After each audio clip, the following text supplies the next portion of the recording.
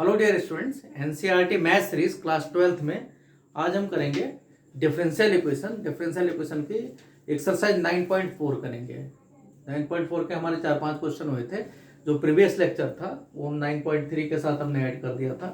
यहाँ हम करेंगे एक्सरसाइज 9.4 का क्वेश्चन नंबर 6 से लेकर और आगे क्वेश्चन नंबर 23 तक करेंगे, जितने भी क्वेश्चन हैं। और इसमें स्पेशली दिया गया है एक सेपरेट वेरिएबल तो है ही है, कुछ जो है वर्ड्स प्रॉब्लम भी है तो उनको हम भी करेंगे। और ये आपका सिलेबस में तो है ही है, थोड़ा बहुत आपको बाकी भी हेल्प करेगा समझने में कि डिफरेंशियल इक्वेशन होता क्या है। चलो हम शुरू करते हैं। क्वेश्चन नंबर 5 तक हमने किया था, क्वेश्चन नंबर 6 देखते हैं। Question number 6 exercise 9.4 chapter number 9 differential equation class 12। तो क्वेश्चन नंबर 6 में दिया गया है dy by dx is equal to 1 plus max square and 1 plus y square। तो यहां हमारा काम है, जैसे बाकी सब क्वेश्चन में, इसको सेपरेट वेरिएबल, ये पूरी एक्सरसाइज आपकी सेपरेट वेरिएबल में, सेपरेबल वेरिएबल या सेपरेट वेरिएबल। तो सेपरेट वेरिएबल का मीन्स क्या है कि x आपका x के साथ में रहेगा, मीन्स आपका dx वाला ये आपका fx एक साथ रहेगा, और इसी तरीके से fy एक साथ रहेगा, मीन्स fy y के साथ में और fx x के साथ में। इस तरीके से कांस्टेंट किसी भी तरफ लगा देंगे, इस फॉर्म में रहेगा। तो यहाँ हम वही करते हैं, y का y टर्म्स एक साथ, means 1 plus y square y के साथ लाएंगे, dy dx हमेशा ऊपर ही रहेगा। तो यहाँ हो गया dy divided by 1 plus y square equal to 1 plus x square dx। On integrating दोनों तरफ इंटीग्रेट करेंगे, तो यहाँ integral dy divided by 1 plus y square, यहाँ हो गया 1 प्लस एक्स स्क्वायर dx, इसका इंटीग्रल। उसके बाद में बेसिक है, इसका होता है tan इनवर्स y। इस तरफ अगर करोगे तो यहाँ x प्लस में एक्स क्यूब अपॉन 3 प्लस में कॉन्स्टेंट ऑफ इंटीग्रल। तो ये आपका बन जाता है। इसको और सॉल्व करना चाहो तो y इक्वल टू tan, यहाँ आपका x प्लस में एक्स क्यूब अपॉन 3 प्लस में कॉन्स्टेंट ऑफ इंटीग्रल, अगर हम सॉल्व करना चाहें तो। क्वेश्चन नंबर 6 के बाद में क्वेश्चन नंबर 7 में कहा गया है, question number 7 is y log y dx minus x d y is equal to 0। ये दिया गया क्वेश्चन नंबर 7। तो इसमें भी वही हम करेंगे, डी वाई डी एक्स के साथ में। तो यहाँ क्या आ जाएगा, y log y dx is equal to x d y, ये उस तरफ ले गए। अब dx वाला एक साथ में, मीन dx अपान एक्स आ जाएगा, और यहाँ हो जाएगा आपका 1 upon y log y dy। अब इंटीग्रल कर लेना है on integrating, dx upon means collect कर देना है, दोनों कलेक्शंस यहाँ पर इंटीग्रल से लेना है। y log y, अब हमें इंटीग्रल कितना पता है उस पर डिपेंड करता है। तो 1 अपान एक्स का इंटीग्रल log x, तो ये आपका log x आ गया। कांस्टेंट किधर भी लगा दें, यहाँ देखो जैसे हम log y को टी पुट करेंगे तो 1 अपान वाई डी वाई अपने आप आ जाएगा। तो log y को टी पुट करने से मीन्स 1 बाई टी आ जाएगा।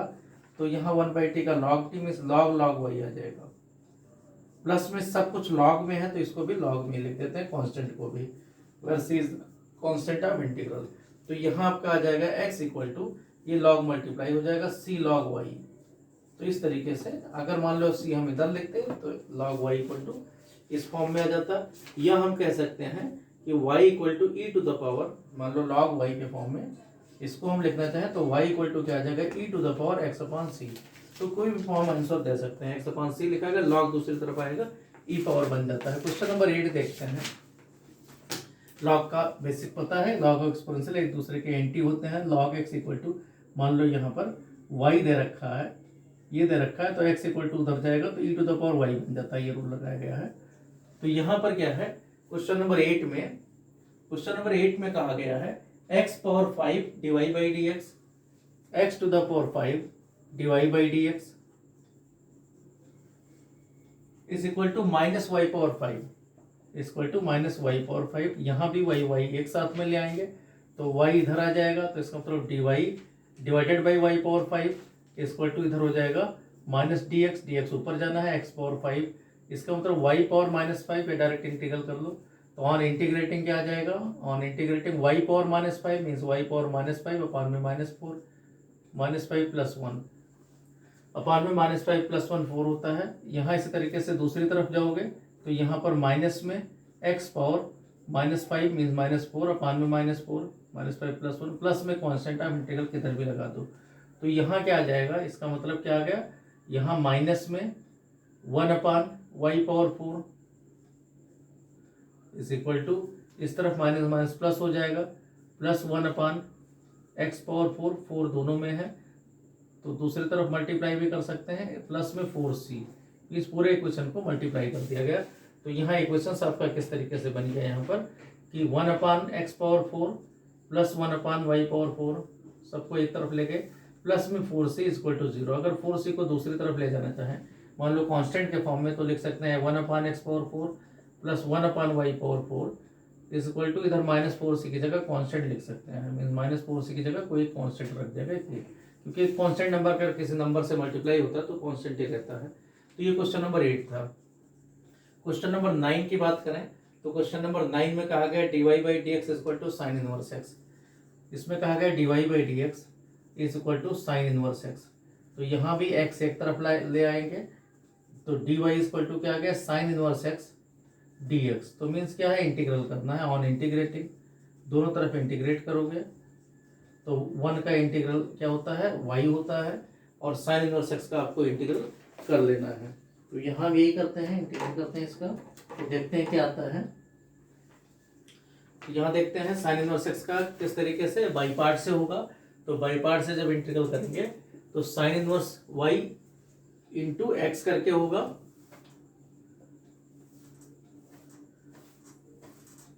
तो यहाँ देखो इंटीग्रल करते हैं, देखते हैं क्या है।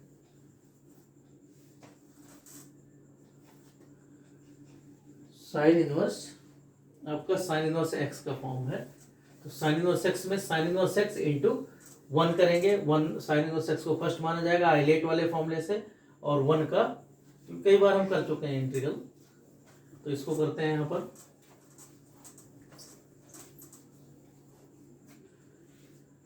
करते हैं क्वेश्चन नंबर 9 का।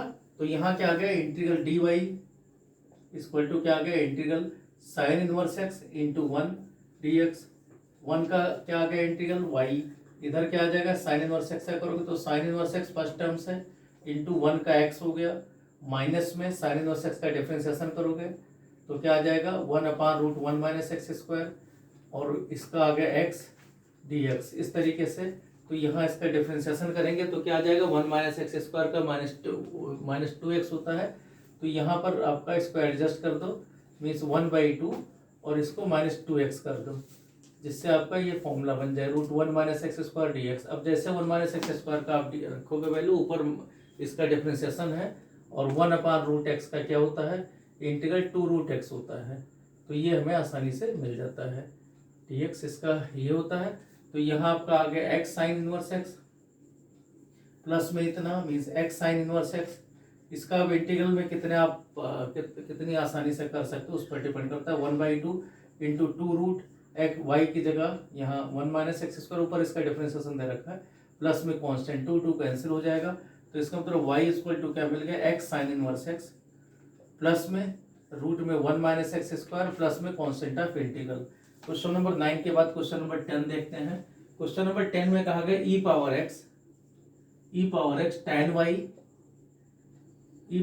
x tan y dx plus में 1 - e पावर x इतना sec² y, यहाँ sec² y dy equal to 0। तो यहाँ पहले यहाँ भी वही काम है, सेपरेट वेरिएबल x के साथ लाओगे, dx ऊपर ही है, तो ये उसको उस तरफ ले जाओ तो क्या आ जाएगा, e power x tan y dx।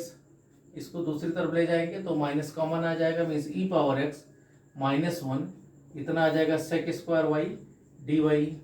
y terms वहीं रखेंगे, इधर रखें, तो e power x divided by e power x -1 इतना dx आ जाएगा, और यहाँ आ जाएगा sec² y divided by tan y dy।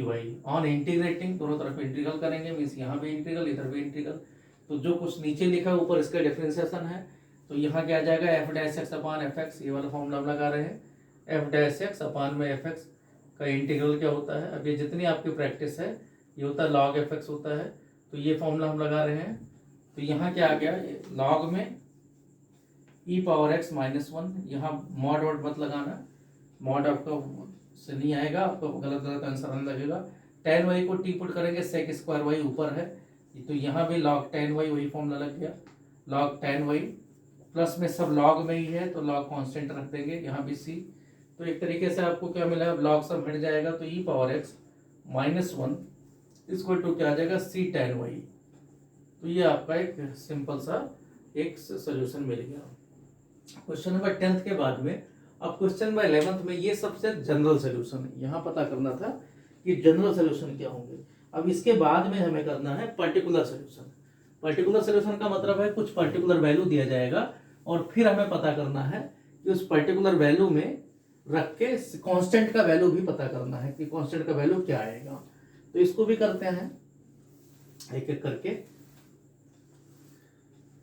तो यहाँ करते हैं क्वेश्चन नंबर 11। क्वेश्चन नंबर 11 में देखते हैं क्या है।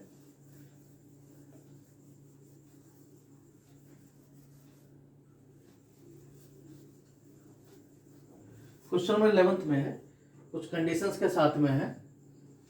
क्वेश्चन नंबर 11 कहा गया है कि x cube plus x square plus x plus one, x cube plus में x square plus x plus one into dy by d x, यहाँ डिवाई बाई डी एक्स दे रखा है, इज इक्वल टू दे रखा है 2x square plus x is equal to 2x square plus में x, लेकिन साथ में कंडीशन भी दे रखा है। कंडीशन का मतलब है y equal to one when x equal to zero, साथ में कह रखा है y equal to one when x equal to zero.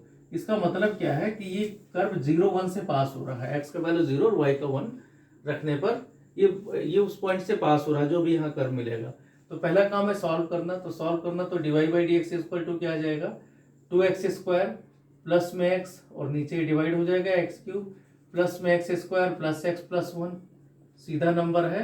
X square पहले वाले में इन दोनों में कॉमन लोगे और 1 दूसरे में कॉमन लोगे, तो यहाँ आपका क्या आ जाएगा, डी वाई इक्वल टू क्या आ जाएगा 2x स्क्वायर प्लस में x और यहाँ फैक्टर आपका एक्स स्क्वायर प्लस वन और x प्लस वन। अब आपका मेन क्या है dx, ये आपका आ गया। ऑन इंटीग्रेटिंग यहाँ भी इंटीग्रल लगेगा, यहाँ भी इंटीग्रल लगेगा, ये मान लो इक्वेशन हो गया 1। अब आपको सॉल्व क्या करना है, ये वाला सॉल्व करना है। तो पार्शियल फ्रैक्शन से होगा तो हम क्या करते हैं, लेट 2x स्क्वायर प्लस में x, इसको तोड़ते हैं, यहाँ x square plus one x plus one है। तो हमें पता है कि जिसके नीचे x प्लस वन होता है इसमें तो x का वैल्यू -1 रख के इसको छोड़ के रख देंगे, तो यहाँ आ गया 2 और -1 ऊपर 1 आ गया और नीचे आ जाएगा आपका वो 2, क्योंकि -1 का स्क्वायर 1 प्लस 1 2 और ऊपर 1 आया तो 1/2 आ गया। यहाँ तो प्रॉब्लम नहीं है। इसके बाद में क्या है, एक्स स्क्वायर प्लस 1 का हमें नहीं पता है तो वहाँ हम ax प्लस बी रख देंगे, ax plus b divided by x square plus 1, ये रखना है। अब इसको सॉल्व कर लेना है, इसको क्वेश्चन नंबर 2 मान लेते हैं। क्या करते हैं, दोनों तरफ एक बार multiplying by x and let and then उसके बाद में then let x tending to infinite, x की लिमिट इन्फिनिट टेंड करते हैं। तो यहाँ देखो एक्स क्यूब आएगा, यहाँ आपका ऊपर मल्टीप्लाई 2x क्यूब भी आ जाएगा तो 2 आ गया, इसको टू दूसरी तरफ 1/2 आ जाएगा, बराबर बराबर यहाँ पर प्लस ए आएगा, तो सॉल्व करने पर ए का वैल्यू क्या आ गया 3/2, तो ए का वैल्यू मिल गया। इसी तरीके से दोनों तरफ 0 रख देंगे, तो यहाँ क्या आ गया 0 क्योंकि ऊपर एक्स कॉमन है, दूसरी तरफ आ गया 1/2 और यहाँ 0 रखोगे b आ गया प्लस में b/1 मीन्स, तो b का वैल्यू भी मिल गया, b का वैल्यू -1/2 आ गया। तो यहाँ जो इंटीग्रल की प्रॉब्लम थी वो सॉल्व हो गई कि क्या आ गया यहाँ पर। इसका मतलब हमें क्या करना है, इंटीग्रल dy इक्वल टू, इधर आपने सॉल्व किया तो क्या आ गया 1/2 अपान में x प्लस 1 dx और साथ में क्या आ गया, यहाँ पर a का वैल्यू 3/2x है और -1/2 divided by x square plus 1 dx। यहाँ x का कोई टर्म है नहीं इसलिए परफेक्ट स्क्वायर की जरूरत नहीं है, पहले से बना हुआ है, अलग अलग कर लेना है। तो अलग अलग करोगे तो यहाँ आ गया y इंटीग्रल में, इधर आ गया हाफ में log x प्लस 1 और दूसरी तरफ क्या आ जाएगा प्लस में 3/2, तो 3/2 यहाँ एक्स स्क्वायर 2x होना चाहिए तो 3/4 2x कर देना, तो ये आ गया log में एक्स स्क्वायर प्लस 1 और दूसरा -1/2 अपान में एक्स स्क्वायर प्लस 1 मीन -1/2 और ये आ गया tan इनवर्स x प्लस में कांस्टेंट ऑफ इंटीग्रल। तो यही आपका आ गया। अब इसको और सॉल्व करना चाहो तो सॉल्व कर सकते हो, क्योंकि यहाँ 3/4 है, यहाँ आप 4 लेकर कॉमन करके और डिवाइड कर सकते हो, अदरवाइज यही आपका आंसर हो गया। इसके बाद देखते हैं क्वेश्चन, लेकिन अभी इसके साथ में ये भी कहा गया है, कांस्टेंट विथ दिया गया है कि ये किससे पास हो रहा है, 0 1 से पास हो रहा है, क्योंकि पर्टिकुलर सोल्यूशन कहा गया है क्वेश्चन में। तो पर्टिकुलर सोल्यूशन निकालते हैं, तब क्या आएगा इसका देखते हैं। तो पर्टिकुलर सोल्यूशन में किस तरीके से, ये आपको पर्टिकुलर सोल्यूशन रख के देखते हैं। मींस अगर x का वैल्यू 0 रखें तो y का वैल्यू 1 आना चाहिए। तो इससे क्या होगा, कांस्टेंट का वैल्यू मिल जाता है। तो वही हम करते हैं कि जहां x है वहां हम 0 रखते हैं। If x equal to 0, if x equal to 0 then y equal to 1, ये भी साथ में कंडीशन है। ये कांस्टेंट सी के लिए दिया गया है जैसे पर्टिकुलर। तो यहाँ क्या आ जाएगा, y की जगह क्या रखोगे, y की जगह 1 इक्वल टू हाफ log 1 का वैल्यू 0 होता है। यहाँ log आपका x 0 रख देना, log 1 फिर से 0, और माइनस में हाफ tan इनवर्स भी 0 है, तो प्लस c आ गया, 0 प्लस c, तो c का वैल्यू क्या आ गया 1। तो सोल्यूशन क्या आ जाएगा यहाँ पर, y इक्वल टू 1/2 log में x प्लस 1, यहाँ पर क्या आ गया 3/4 log में x स्क्वायर प्लस 1, और जहाँ c है वहाँ 1 रख देना है, माइनस में हाफ tan इनवर्स x, और साथ में प्लस में 1 लिख देना है। तो ये इसको बोलते हैं पर्टिकुलर सोल्यूशन। मींस एक आपका कांस्टेंट जनरल में फॉर्म में नहीं, ऐसे का वैल्यू आ गया। तो यही इतना करना था, इसमें चेंज है और कुछ भी नहीं है। क्वेश्चन नंबर 12 में देखते हैं, कहा गया x square minus 1 divide by dx is equal to 1, और कंडीशन दे रखा है कि y equal to 0 when x equal to 2, x equal to 2 पर y इक्वल टू 0 है। तो यहाँ क्या आ जाएगा, इसको सॉल्व करोगे तो यहाँ सब x के टर्म्स हैं, dx नीचे हो नहीं सकता, तो यहाँ dy इक्वल टू क्या आ जाएगा, ऊपर dx, नीचे क्या आ जाएगा x स्क्वायर माइनस 1। इसका फैक्टर करोगे तो इंटीग्रल dx, इधर इंटीग्रल dx अपान में इसका फैक्टर करोगे तो x माइनस 1, x प्लस 1, ये सब बता चुके हैं। जब नीचे लीनियर है तो बहुत आसानी से क्या आ जाएगा, एक बार x 0 रखोगे तो x 0 रखोगे तो क्या आ जाएगा, यहाँ पर जिसके नीचे x है तो यहाँ आ गया -1, और यहाँ आ गया 1, तो क्या आ जाएगा -1 अपान x, क्योंकि 1 अपान x की जगह 0 रखना है, तो -1 और प्लस इंटू 1। इसी तरीके से दूसरा हम रखेंगे, प्लस में आपका अगर x माइनस 1 रखा गया, मीन्स x की जगह 1 रखा गया, तो यहाँ 1 हो गया, यहाँ 2 आ गया, तो 1/2 आ जाएगा dx। इसी तरीके से अगर x प्लस 1, x में x की जगह -1 रखा जाएगा, तो यहाँ -1 इंटू -2 1/2 आ गया, फिर से 1/2 dx। तो ये आपको इसका मतलब दोनों तरफ इंटीग्रल किया गया, तो इधर y इक्वल टू माइनस में log x प्लस में 1/2 log x माइनस 1, और यहाँ पर प्लस में 1/2 log x प्लस 1, दोनों 1/2 है, प्लस में कांस्टेंट ऑफ इंटीग्रल। आपको इसको फर्स्ट इक्वेशन मान लेना। इसके लिए क्या दे रखा है, जब x का वैल्यू 2 है तो y 0 है, मीन्स 2 0 से ये कर्व पास हो रहा है, 2 0 से पासेस थ्रू है कर्व। तो यहाँ क्या आ जाएगा, जहाँ x है वहाँ 2 रखना है, y की जगह 0, तो 0 equal to minus log 2 plus में हाफ में log 3 2 प्लस 1, प्लस में यहाँ दोनों प्लस 1 नहीं होगा, ये -1 है, यहाँ पर log -1 है, तो हाफ में आपका दोनों हाफ इस तरीके से। तो यहाँ x -1 रखोगे तो log ये 0 आ जाएगा, यहाँ पर क्या आ गया log 2 -1 0 हो गया, और प्लस में दूसरी बार क्या आ गया, हाफ में log 3 आ गया 2 प्लस 1, प्लस में c, तो c का वैल्यू क्या आ गया, इधर आप सिंप्लीफाई कर सकते हो, तो c का वैल्यू क्या मिल गया यहाँ पर, c equal to log 2 minus में इसको लिख सकते हैं log √3, इधर ले आए, तो इसका मतलब हो गया कि ये हो गया log में 2/√3, ये वैल्यू आ गया।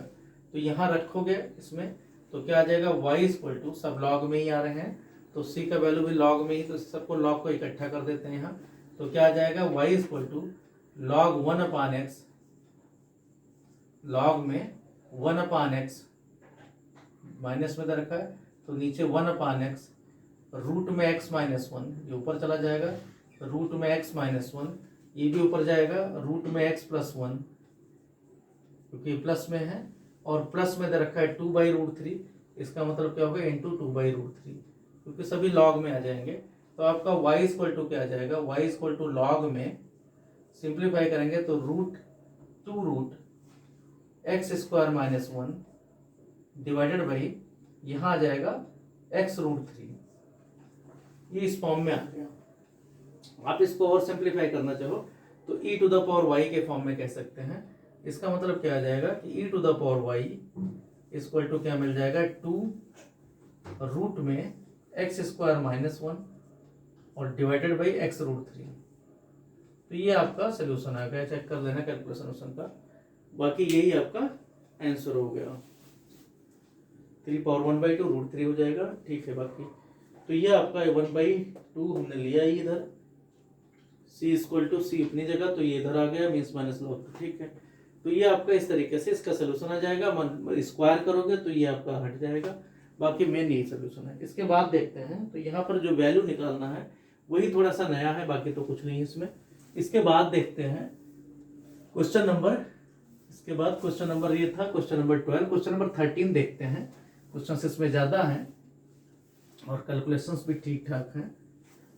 क्वेश्चन नंबर 13, तो क्वेश्चन छोड़ना नहीं है आपको, छोड़ के नहीं करना, पूरी तैयारी के साथ जाना है, जिससे छोटे क्वेश्चंस आपको लगे जो हम पेपर में आए। तो यहां देखते हैं इसके बाद में क्वेश्चन नंबर 12 के बाद क्वेश्चन नंबर 13। क्वेश्चन नंबर 13 कहा गया है कि cos dy/dx is equal to a। Means simple सीधा सा क्वेश्चन है। cos dy/dx equal to a कोई कांस्टेंट है, a का वैल्यू भी दे रखा है, a belong to the r। तो यहाँ देखो क्वेश्चन नंबर 13 में कहा गया है cos dy/dx is equal to a belong to the real number, और कंडीशन दे रखा है y equal to 1 when x equal to 0, means x का वैल्यू 0 तो y 1। तो यहाँ देखो dy/dx इक्वल टू क्या आ जाएगा, equal to cos inverse a आ जाएगा। cos दूसरी तरफ ले गए, इसका मतलब dy इक्वल टू क्या आ जाएगा, cos inverse a into dx आएगा। cos इनवर्स a कांस्टेंट है और इंटीग्रल, तो dy equal to cos inverse से बाहर ले लेना, यहाँ इंटीग्रल dx हो गया। आप इंटीग्रल करोगे तो यहाँ आ गया y, यहाँ गया cos इनवर्स से इंटू x आ गया, प्लस में कांस्टेंट ऑफ इंटीग्रल हो गया। अब यहाँ देखो उधर कहा क्या गया है, x का वैल्यू 0 रखें तो y 1 है। बस एक नया इसमें यही है जो वैल्यू निकालना है। तो यहाँ देखो y का वैल्यू 1 रखोगे और x की जगह आपको 0 रख देना है। तो y का वैल्यू क्या मिल गया, इसका मतलब क्या मिल गया कि ये आपका फर्स्ट मान लो।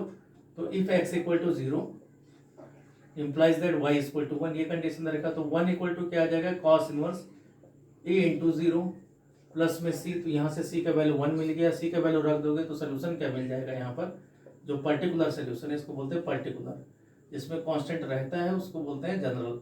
तो पर्टिकुलर सोल्यूशन क्या मिला यहाँ पर, y इक्वल टू, जो पर्टिकुलर सोल्यूशन है y equal to cos inverse a into x plus में कौन सी है, प्लस में 1, c की जगह 1। तो बस यही सोल्यूशन आ गया। इसको और सॉल्व करना चाहो तो क्या लिख सकते हो कि इधर y-1 ले आओ, कि y-1 अपान में x equal to cos inverse है, मीन्स जिस फॉर्म में दिया गया था उस फॉर्म में लिखना चाहो, या आप कह सकते हो कॉस में y-1 अपान में x इक्वल टू a। ये दे रखा है तो a के फॉर्म में ही आंसर रखा जाएगा। तो ये आपका क्वेश्चन नंबर 13 का सोल्यूशन हुआ। क्वेश्चन नंबर 14 से शुरू है वर्ड्स प्रॉब्लम। वर्ड्स प्रॉब्लम पहले छोटे छोटे वर्ड्स प्रॉब्लम है, उसके बाद में आपको थोड़ा सा कुछ प्रैक्टिकल एप्लीकेशंस है। तो क्वेश्चन नंबर शुरू करते हैं। क्वेश्चन नंबर 14 देखते हैं। क्वेश्चन नंबर 14 में कहा गया है कि find the equation of a curve passing through the point 0 से पास होते हुए कर्व एंड उस डिफरेंशियल इक्वेशन इज, सीधा सीधा दे रखा है y dash equal to e power x sin x। तो इसमें तो कुछ है ही नहीं है, केवल एक कांस्टेंट के वैल्यू के लिए यहाँ ये दिया गया है। इसका मतलब dy/dx इक्वल टू क्या दे रखा है, e power x sin x दे रखा है।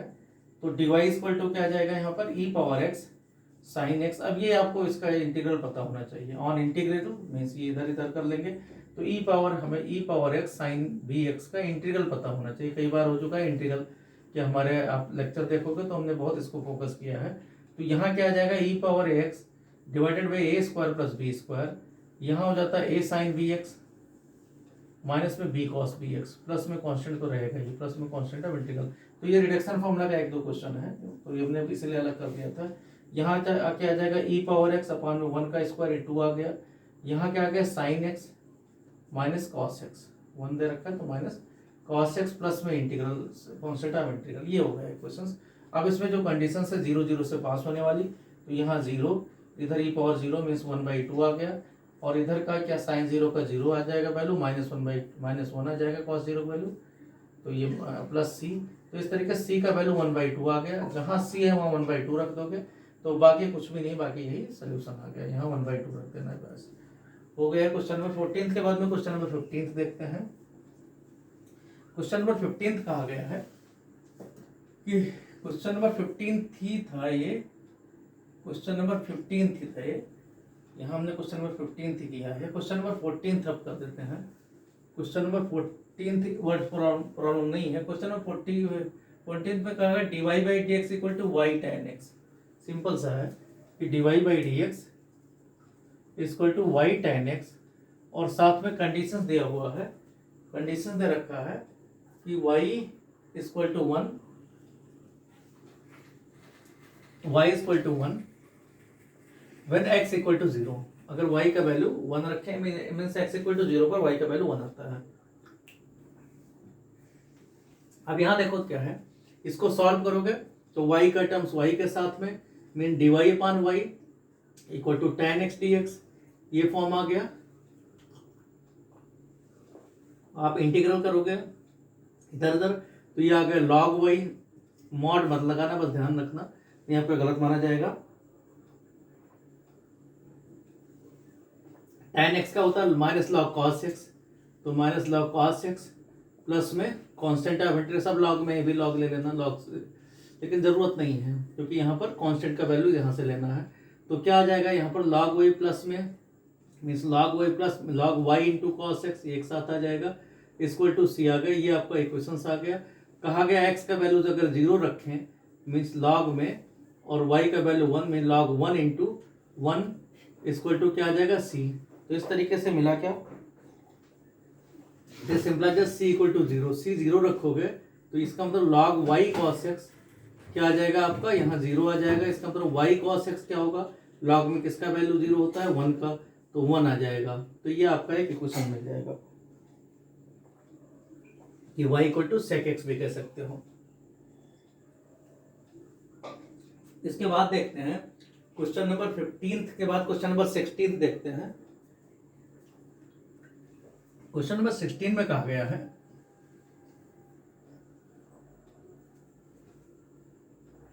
क्वेश्चन नंबर 16 में है कि for the differential equation x y dy by dx, for the differential equation x Y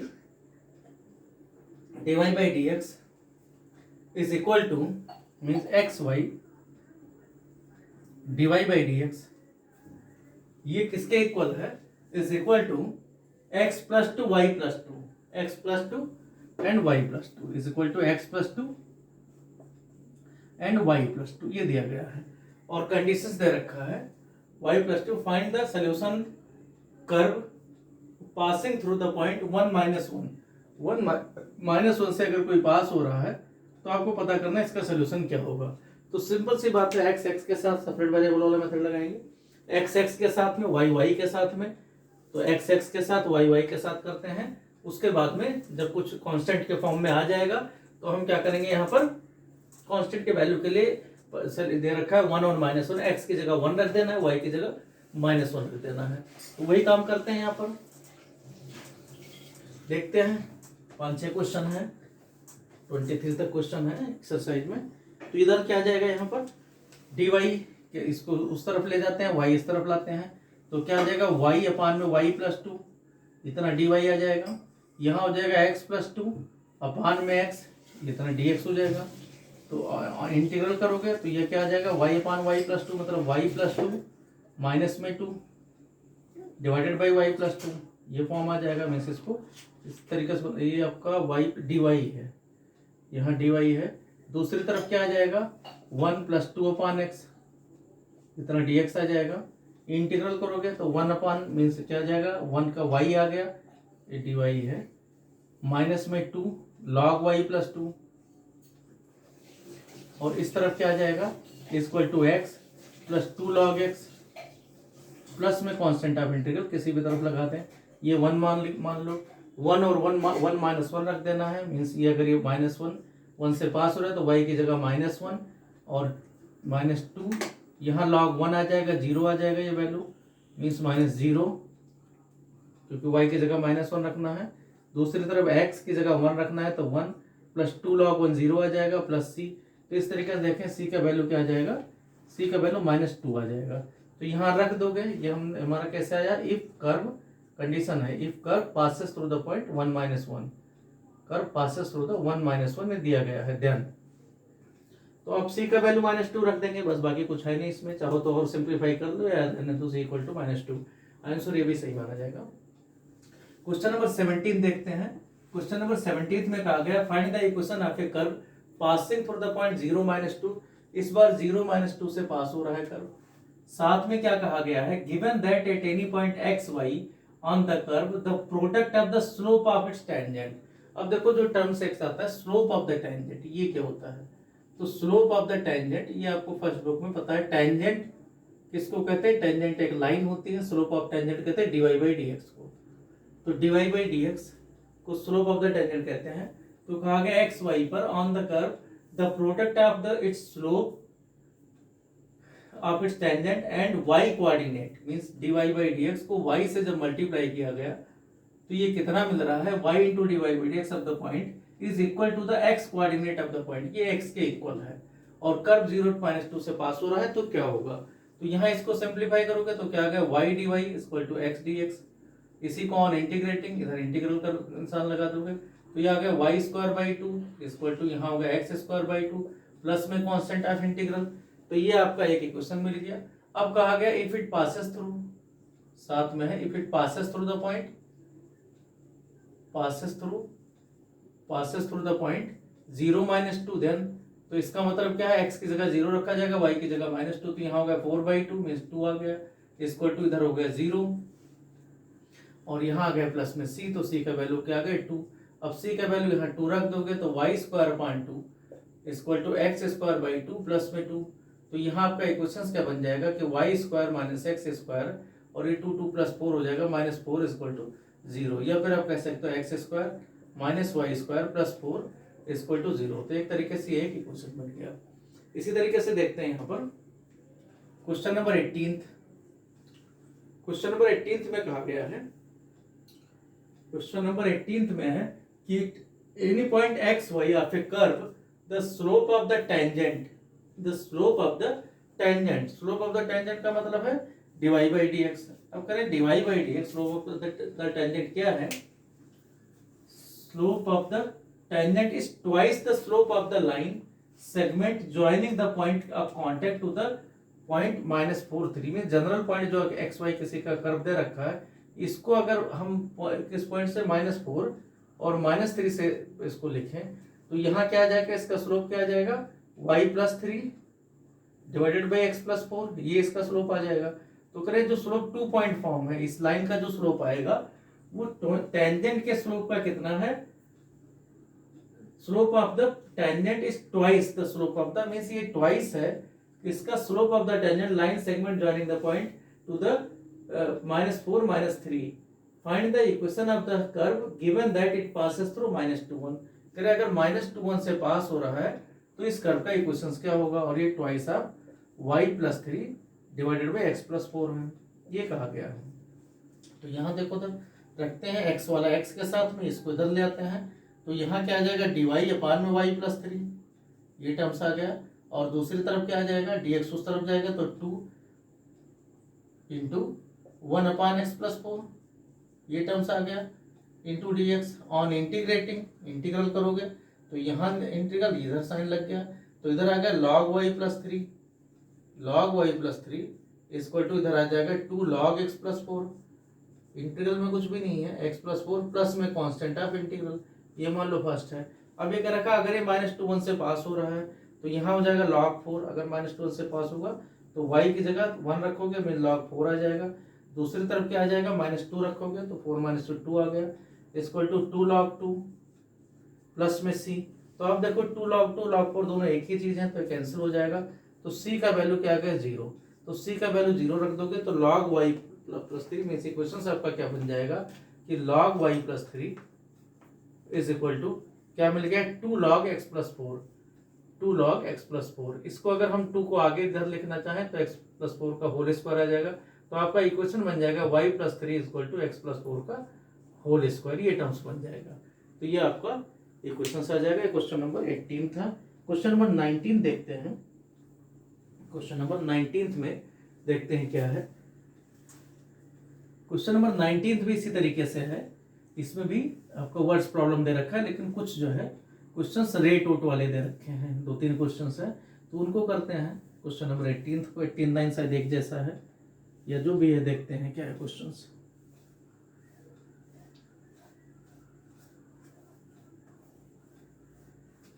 question number 19,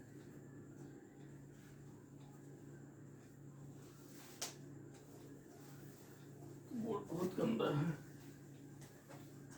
question number 19 की लैंग्वेज है the volume of A spherical balloon. अच्छा ये दे रखा है the volume of A spherical balloon. कोई spherical balloon है, sphere के volume का फॉर्मूला होता है 4π/3r³। तो 4π/3r³ का कुछ दे रखा है किस रेट से बढ़ रहा है, मीन्स इसका डिफरेंशिएशन किस तरीके से, कुछ नहीं दे रखा है तो टाइम रेट लेते हैं यहाँ। तो क्वेश्चन में है कि the time rate of change, इस तरीके से इसका क्वेश्चन देखते हैं कि क्वेश्चन नंबर ये 19, क्वेश्चन नंबर 19 में कहा गया है the volume of the spherical balloon being inflated changes at A constant rate. इसका मतलब क्या है कि d/dt ऑफ वॉल्यूम, कोई स्फीयर का ये क्या है कांस्टेंट रेट से मान लो k से कर रहा है, मींस d/dt ऑफ v का वैल्यू क्या आ जाएगा 4π/3r³ हो जाएगा। कॉमन सब ले रखा है, r मींस रेडियस होता है, रेडियस ऑफ द बैलून जो भी दिया गया हो, इक्वल टू k। इसका मतलब जो इक्वेशन इसका बनेगा 4π/3 बाहर आ गया, r³ का डिफरेंशिएशन करोगे 3r² dr/dt, ये इक्वल टू आपको k मिला, तो 3 से 3 कैंसिल हो गया। इसका मतलब r² dr इक्वल टू आ जाएगा k/4π इंटू dt। ये एक इक्वेशन आपको बन के तैयार हुआ। अब क्वेश्चन में क्या कहा गया है कि अगर ये है इस तरीके से है मान लो, तो पता क्या करना है इसमें, changes is a constant rate if initially its radius is 3, means at t equal to 0 पर, जब t शुरुआत में किया गया t इक्वल टू 0 तो r का वैल्यू 3 था, क्योंकि इस कांस्टेंट का वैल्यू पता करना पड़ेगा। ये कांस्टेंट ऑफ प्रोपोर्शनलिटी है, मींस डायरेक्ट कांस्टेंट जो दे रखा है वो है। और कहा गया है and after 3 second it is 6 unit, और कहा गया अगर t इक्वल टू 3 सेकंड रख दे, 3 सेकंड के बाद में r इक्वल टू 6 यूनिट हो गया, जो भी 6 रेडियस की यूनिट दे रखा है वो है। Find the radius of the balloon after t second, तो t में पूछा गया, आंसर क्या होगा। तो यहाँ देखो इंटीग्रल कर लेते हैं, ऑन इंटीग्रेटिंग r और t में रिलेशन चाहिए, तो यहाँ हो जाएगा r² dr, इधर आ जाएगा k/4π कांस्टेंट है, इंटीग्रल dt, तो यहाँ हो गया r³ अपान में 3 इक्वल टू आ गया k/4π इंटू t। ये आपका एक प्लस में कोई कांस्टेंट ऑफ इंटीग्रल है, ये कांस्टेंट ऑफ प्रोपोर्शनलिटी जो दिया गया है, ये आपका k गिवन कांस्टेंट है, ये गिवन कांस्टेंट है, और ये कांस्टेंट क्या है, कांस्टेंट ऑफ आपका कांस्टेंट ऑफ इंटीग्रल है जो हम लगाते हैं। अब क्वेश्चंस क्या है, t इक्वल टू 0 पर r का वैल्यू 3 है, मींस t अगर 0 रखेंगे तो r का वैल्यू 3 है, तो यहाँ आ गया 3 का क्यूब में 27/3 इक्वल टू 0 प्लस c, तो यहाँ से c का वैल्यू मिल गया, c जहाँ वहाँ 9 रख देना है। दूसरा कहा गया 80 इक्वल टू 3 पर, जब t का वैल्यू 3 रख देते हैं, 80 इक्वल टू 3 पर 3 सेकंड पर कहा गया r का वैल्यू 6 है, इसका मतलब r का वैल्यू 6 क्यूब 6 इंटू 6 अपान में 3, ये इक्वल टू क्या है k/4π इंटू 3 प्लस में c की जगह 9, k के वैल्यू के लिए क्या आ गया k/4π, हम डायरेक्ट वैल्यू पता कर लेंगे।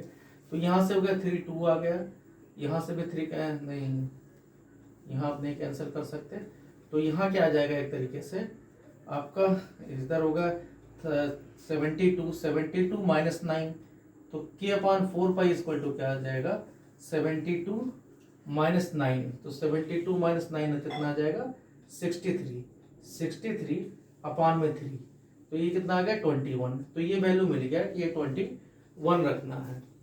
तो यहाँ क्या जाएगा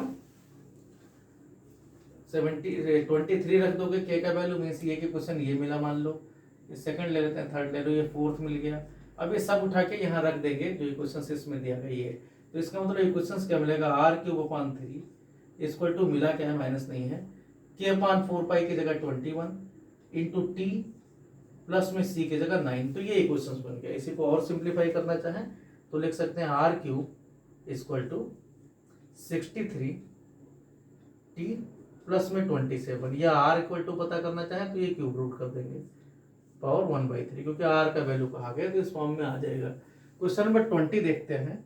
क्वेश्चन नंबर 20 में कहा गया है कि इन ए बैंक तो principal increases continuously at the rate of r% per year.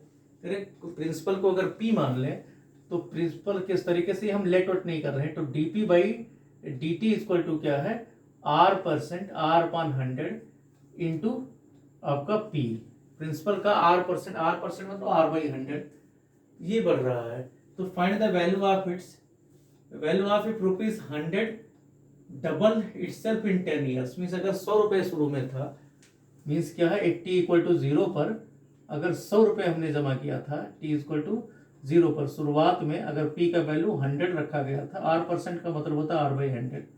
ये सब बेसिक पता है, p यहाँ प्रिंसिपल ले रखा है, ये सब लिखने की बार बार जरूरत नहीं है। तो p प्रिंसिपल है, तो ये कह रखा है अगर t इतना है तो t का वैल्यू क्या होगा जब p इक्वल टू आपका 200 हो, मीन्स ट्वाइस हो जाए, डबल हो जाए। तो यहाँ देखते हैं, पहले सॉल्व करते हैं। तो ये क्या आ जाएगा, dp/p equal to r/100 into dt, r constant है यहाँ पर, तो आप इंटीग्रल करोगे तो यहाँ क्या आ जाएगा, log p equal to r/100 अपनी जगह पर है इंटू टी प्लस में कॉन्स्टेंट ऑफ इंटीग्रल। इस कॉन्स्टेंट ऑफ इंटीग्रल के लिए यहाँ वैल्यू दिया रखा है कि t इक्वल टू 0 पर, t का 0 जब रखते हैं वैल्यू, तो p क्या है, 100 है, तो p यहाँ 100 रखोगे, मीन्स log 100 इक्वल टू ये आपका 0 आ गया प्लस में c, तो यहाँ से c का वैल्यू log 100 आ गया, log 100 ये हम रख देंगे। तो हमसे पूछा क्या गया है कि p equal to 200 then t equal to क्या होगा, इफ p इक्वल 200 देन इसी इक्वेशन में फ्रॉम इक्वेशन 1 से देखते हैं, log 100 ये हम रख देंगे यहाँ जब जरूरत होगी। तो क्या आ जाएगा इधर, log में 200 equal to r/100 into T की जगह पता करना है आपको, t की जगह पर कितना, 20 ईयर्स में पूछा गया, कितना पूछा गया है, find the value if 10 years में, if t equal to 10, p equal to 100 and t equal to 10, t equal to 10 में तो रेट पूछा गया है कि 10 ईयर्स में, क्वेश्चन नंबर 20, ठीक है। Find the value of r if ₹100 10 years में हो, तो यहाँ पर t का वैल्यू 10 है और c का वैल्यू हम निकाल चुके हैं, log 100 है। इसको उधर लेना है तो log 100 माइनस करोगे तो इसका मतलब 200/100 हो जाएगा। यहाँ हो गया r/10 आ जाएगा, तो ये वैल्यू मिलके मीन्स r का वैल्यू क्या आ जाएगा, r इक्वल टू 10 log 2 आ जाएगा। log 2 का वैल्यू दे रखा है यहाँ पर, log 2 दिया हुआ है क्वेश्चंस में कि log 2 का वैल्यू क्या रखना है आपको, 0.6931। यहाँ देखना बेस 10 नहीं है, बेस e है, ध्यान रखना, तो वैल्यू देना पड़ता है। तो r का वैल्यू क्या आ जाएगा, 10 इंटू 0.6932 जो भी दे रखा है यहाँ, तो मल्टीप्लाई करोगे तो 6.93, तो ये आपका आंसर हो जाएगा।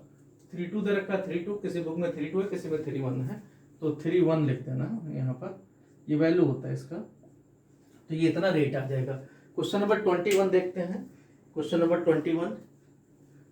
21 में कहा गया, इसके जैसा ही क्वेश्चन है, क्वेश्चन नंबर 21 में है, पता करना है कि रेट इस बार वही रेट है इस तरीके इस बार, लेकिन इस बार टाइम से पूछा गया कितने में डबल हो जाएगा।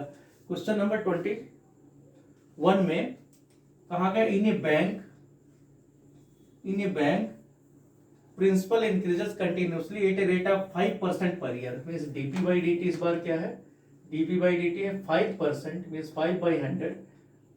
5/100 और पर ईयर इंटू p, ये इस बार ये रेट है। एन अमाउंट ऑफ ₹1000, इस बार क्या किया गया, ₹1000 रखा गया है। मीन्स अगर कहा गया t इक्वल टू 0 पर शुरू में p कितना रखा गया, 1000 रखा गया इस बार। तो इस deposited with the bank, how much will it reach after 10 years. इस बार कहा गया 10 साल के बाद में ये कितना हो जाएगा, e⁴ का वैल्यू दे रखा है। मीन्स t इक्वल टू 10 पर आपको p का वैल्यू पूछा गया, इसके जैसा ही है।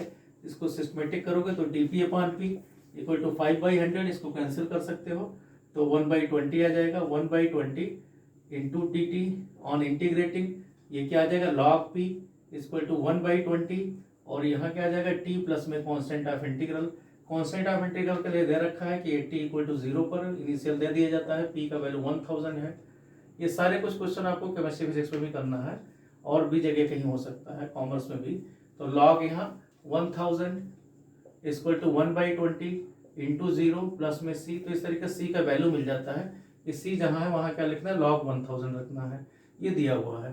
तो अब देखो उधर यहाँ वैल्यू रख दोगे तो फ्रॉम इक्वेशन 1 कहा गया है ये log p, मतलब p का अमाउंट कब हो जाएगा bank, how much it will after 10 years, 10 साल में पूछा गया है। Means if t equal to 10, t equal to 10 पर वैल्यू पूछा गया है। तो यहाँ क्या आ जाएगा log p इक्वल टू क्या आ जाएगा 1/20 इंटू 10 प्लस में c की जगह है log 1000 है। तो यहाँ क्या आ जाएगा, इसका मतलब log उसकी इसको उधर लेना log p अपॉन 1000 आ जाएगा, क्योंकि माइनस वाला log में डिवाइड हो जाता है। यहाँ कितना आ जाएगा 1/2, तो p अपॉन 1000 क्या आ जाएगा, जब ये दूसरी तरफ जाता है तो e पावर 1/2 बन जाता है, e पावर 0.5 इसका वैल्यू दे रखा है। e पावर 0.5 की जगह क्या रख देना है 1.648 दे रखा है। तो p इक्वल टू क्या आ जाएगा 1000 इंटू 1.648, इसका मतलब कितना हो जाएगा 1648 ये रुपीस हो जाएगा। इसी तरीके से क्वेश्चन नंबर 22 देखें तो 22 में कहा गया है, 22 में है कि in a culture the bacteria count is 1 lakh.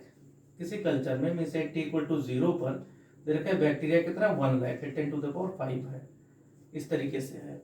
The number is increase by 10% in 2 hours करें, जब t इक्वल टू 2 आवर्स 2 घंटे में कितना हो जाता है बैक्टीरिया 8t इक्वल टू 0 पर, 8t इक्वल टू 0 पर ये मान लो x इक्वल टू है, x या p लिख देना जो मर्जी हो, ये x का इक्वल टू दे रखा है।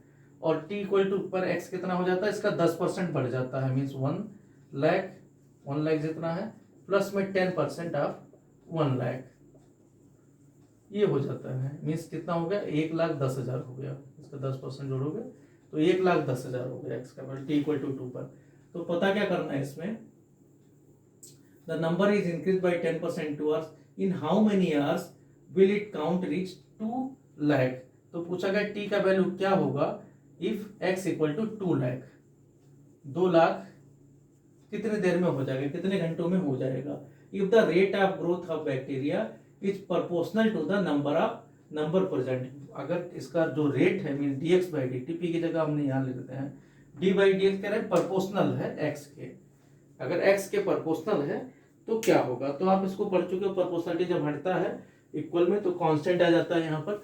तो यहाँ देखते हैं वही चीज, किसको पहले हम हटाएंगे, प्रोपोर्शनलिटी को एक कांस्टेंट लाएंगे, और कांस्टेंट का वैल्यू के लिए हमारे पास बहुत सारी कंडीशंस दी हुई है। तो यही हम करते हैं यहाँ पर क्वेश्चन में क्या करते हैं dp बाई dx, अगर प्रोपोर्शनलिटी साइन हटाया गया तो क्या मिल गया यहाँ पर प्रोपोर्शनलिटी साइन कि dx by dt proportional to the x, तो जब इसको हटाएंगे तो यहाँ क्या आ जाएगा dx by dt is equal to k into x, where k is constant of proportionality, ये सब पता है आपको, where k is constant of proportionality नहीं पता है तो ये ध्यान रखना, जब भी प्रोपोर्शनलिटी साइन हटा जाता है तो कोफिशिएंट आ जाता है, इसको बोलते हैं कांस्टेंट ऑफ प्रोपोर्शनलिटी। तो यहाँ देखते हैं कांस्टेंट ऑफ प्रोपोर्शनलिटी कितना आ गया, इसका मतलब dx by dt equal to क्या मिल गया आपको, equal to k into x मिल गया। तो यहाँ पर इसको सिंप्लीफाई करोगे तो dx upon x equal to k into d t, on integral से क्या आ जाएगा log x equal to k into t plus में कांस्टेंट ऑफ इंटीग्रल, यहाँ भी 2 है तो आप आपको 2 कंडीशन इसलिए दिया गया है कि t इक्वल टू 0, c के लिए हमेशा दिया जाएगा t equal to 0, t equal to 0 पर p का वैल्यू कितना है, x का वैल्यू कितना है, यहाँ x इक्वल टू 1 लाख है, 1 लाख दे रखा है, तो ये वैल्यू रखोगे, इसका मतलब log में 1,50,000 वाले इक्वल टू c आ गया, t की जगह 0, ये सेकंड इक्वेशन मान लो आप c का मिल गया। इसी तरीके से कहा गया t इक्वल टू आपका t की जगह अगर हम 2 आवर्स रखें 0 आवर से यहाँ पर शुरुआत में, t इक्वल टू 2 पर x का वैल्यू कितना है 1,10,000 है, 10% बढ़ गया है, तो ये रख के देखोगे यहाँ तो log में 1,10,000 इक्वल टू क्या आ जाएगा 2k प्लस में कांस्टेंट हम रख देते हैं, मान लो लॉग 100 के बाद 3 जीरो ये इधर लाएंगे, डिवाइड करेंगे तो क्या आ जाएगा, लॉग 11/10 आ जाएगा। 3 जीरो यहाँ से कैंसिल, 4 जीरो कैंसिल, 2 बच जाएंगे, इक्वल टू 2k।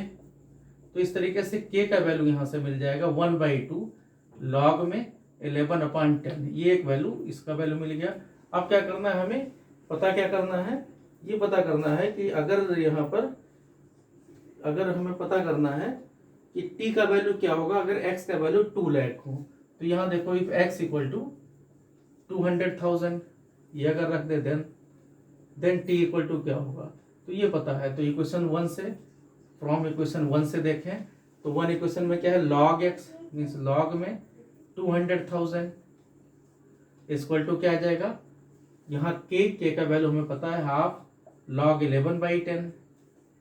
इसी तरीके से c का वैल्यू भी पता है, c का वैल्यू हमारे पास है log में ये c का वैल्यू इतना है log 100,000 प्लस में log में 100,000, ये सब पता है। इधर ले आओगे log वाला तो ये log 2 आ जाएगा, क्योंकि यहाँ 2 लाख है वहाँ 1 लाख है, तो डिवाइड हो जाएगा। तो log 2 इक्वल टू टी भी इसके साथ में है, t इंटू के का वैल्यू t इंटू भी t इसके साथ में है।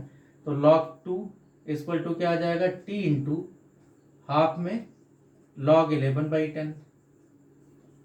तो इसका मतलब t इक्वल टू क्या आ जाएगा, 2 इधर मल्टीप्लाई होगा 2 log 2 डिवाइडेड बाई log में 11/10, इसका मतलब ये इक्वल टू t आ गया। तो t का जो वैल्यू आया यहाँ पर वो क्या मिल रहा है, यहाँ पर 2 log 2 का मतलब log 4 लिख सकते हैं 2 स्क्वायर, और डिवाइडेड बाई log में 1.1, ये आपका t का वैल्यू आ गया, इतना आवर्स, ये आपका t का वैल्यू आ गया। लास्ट क्वेश्चन देखते हैं, छोटा सा क्वेश्चन है कि the general solution of the differential equation, means ये आपका मल्टीपल चॉइस क्वेश्चंस में है। तो एक सिंपल सा जनरल इक्वेशंस दे रखा है, उसका सोल्यूशन पूछा गया है। तो यहाँ देखते हैं वर्ड्स प्रॉब्लम करने से होगा क्या, जितना आप क्वेश्चंस करोगे, क्वेश्चंस प्रैक्टिस ही करना है, आपका क्वेश्चंस पर उतना ही दबाव बना रहेगा, आप क्वेश्चंस को आसानी से कर सकते हो। नहीं फिर क्वेश्चन छोड़ के करोगे तो धीरे धीरे मैथ्स भी छूट जाएगी आपकी। क्वेश्चन नंबर 23 देखते हैं, 23 लास्ट क्वेश्चन है, the general solution of differential equation dy/dx equal to e power x plus में y। तो इसका मतलब होता है e power x into e power y, अलग अलग कर देंगे तो dy अपान में y e पावर y, दूसरी तरफ गया e पावर x dx, तो इंटीग्रल करोगे यहाँ e power minus y dy equal to आ गया e power x dx, integral इसका हो गया minus e power minus y on integrating, इधर हो गया e पावर x प्लस में कांस्टेंट, ये सब इधर ले आना या एक तरफ चाहे जिधर ले आना। तो यहाँ क्या आ जाएगा e पावर x प्लस में e power minus y plus में कांस्टेंट ऑफ इक्वल टू 0, या मर्जी कांस्टेंट दूसरी तरफ ले जाना, तो e पावर x प्लस में e पावर माइनस y, इसको कांस्टेंट को k मान लेना और k equal to minus c, या c equal to minus c, यहाँ c डैश लग देना, तो यहाँ c करके दे रखा है, ये आपका c करके दे रखा है, और c dash equal to minus c। तो ये वाला ऑप्शन c ऑप्शन शायद दे दिया हुआ या b ऑप्शन जो भी है या फर्स्ट ऑप्शन होगा, तो ये आपका आंसर होगा। तो इस तरीके से ये चाहे आपकी एक्सरसाइज खत्म होती है। अब हम करेंगे नेक्स्ट, जब मिलेंगे तो होमोजेनियस डिफरेंशियल इक्वेशन, तब तक आप इसकी प्रैक्टिस कीजिए। Okay, thank you.